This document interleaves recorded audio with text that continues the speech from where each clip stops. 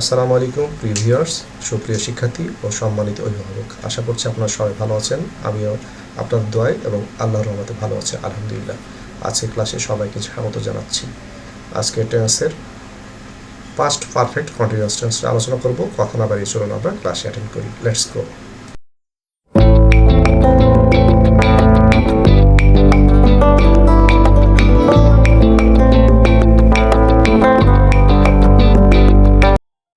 প্রিয় ভিউয়ার্স, প্রিয় শিক্ষার্থী, 11 নম্বর দিবসে সবাইকে স্বাগত জানাচ্ছি। আজকের আলোচনার বিষয় পাস্ট পারফেক্ট কন্টিনিউয়াস টেন্স। প্রথমে আমরা সংজ্ঞা আলোচনা করব। পাস্ট পারফেক্ট কন্টিনিউয়াস সাবজেক্ট বা কর্তার কাজ অতীতকালে বা সময়ে কোনো নির্দিষ্ট বা অনির্দিষ্ট সময় ধরে চলছিল বোঝালে তাকে পাস্ট পারফেক্ট কন্টিনিউয়াস টেন্স বা পুরাঘটিত ঘটমান অতীতকাল বলে। চেনার উপায়: এখানে বাংলা বাক্যে ক্রিয়াপদের শেষে তে ছিলাম, তে ছিলে, তে ছিল, তে ছিলেন, তে ছিলি ইত্যাদি চিহ্ন থাকবে এবং সময় উল্লেখ থাকবে। এবং এই সময়টা কীভাবে যুক্ত থাকবে সেটা আমরা এখানে লিখেছি। নির্দিষ্ট সময় থাকলে সেন্স হবে, অনির্দিষ্ট সময় থাকলে ফর হবে। আমরা এর আগে প্রেজেন্ট পারফেক্ট কন্টিনিউয়াস টেন্সে সেন্স এবং ফরের একটি ব্যবহার খুব সুন্দরভাবে উদাহরণ সাহায্যে আলোচনা করেছি। ওই ভিডিওটা দেখলে তোমাদের সেন্স এবং ফর নিয়ে আর কোনো কথা থাকবে না। ইংরেজি করার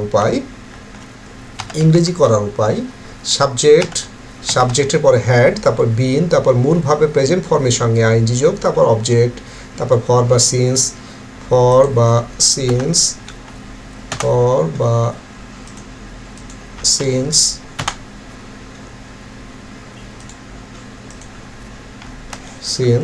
তারপর টাইম, তারপর এক্সটেনশন।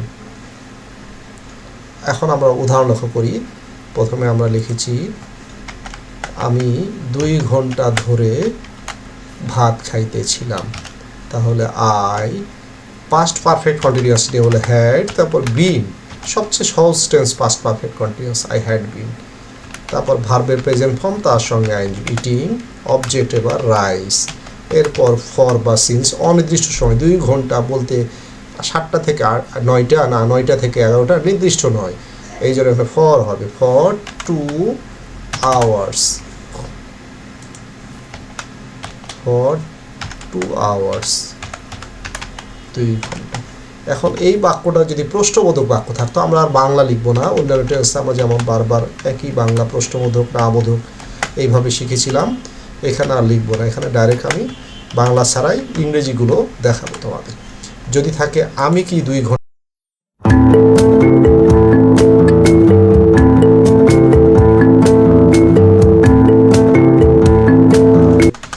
ভাত খাইতেছিলাম, তখন আমরা বাক্যের প্রথমে হ্যাড বসাই দিব, শেষে প্রশ্নবোধক চিহ্ন দিব।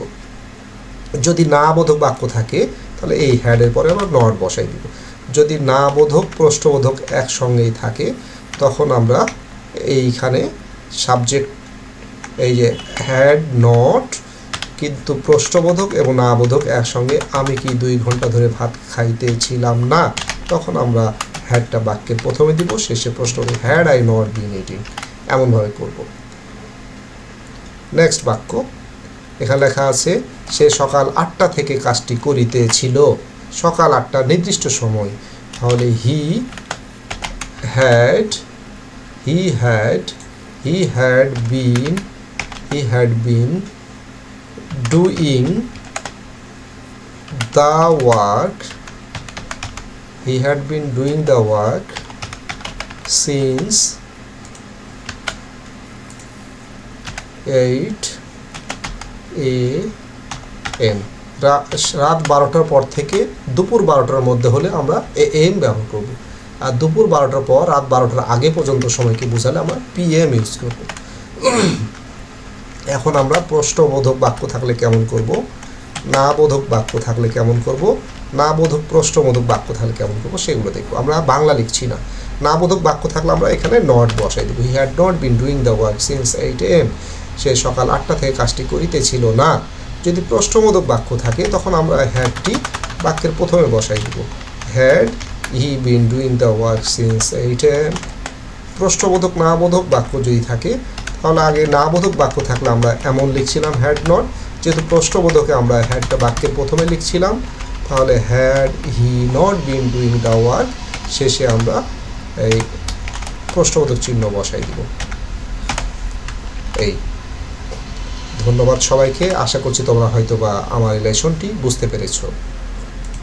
প্রিয় ভিউয়ার্স, সম্মানিত অভিভাবক, সুপ্রিয় শিক্ষার্থী, যদি আমার ক্লাসটি ভালো লাগে তাহলে ভিডিওটি একটা লাইক, একটি কমেন্ট, একটি শেয়ার এবং সেই সাথে আমার চ্যানেলটি সাবস্ক্রাইব করে পাশে থাকার জন্য বিশেষভাবে অনুরোধ করছি। ইনশাআল্লাহ আগামীতে অন্য কোনো প্রয়োজনীয় ভিডিও নিয়ে শীঘ্রই তোমাদের সামনে হাজির হব। সে পর্যন্ত সবাই ভালো থাকবে, অন্যকেও ভালো রাখবে। আল্লাহ হাফেজ।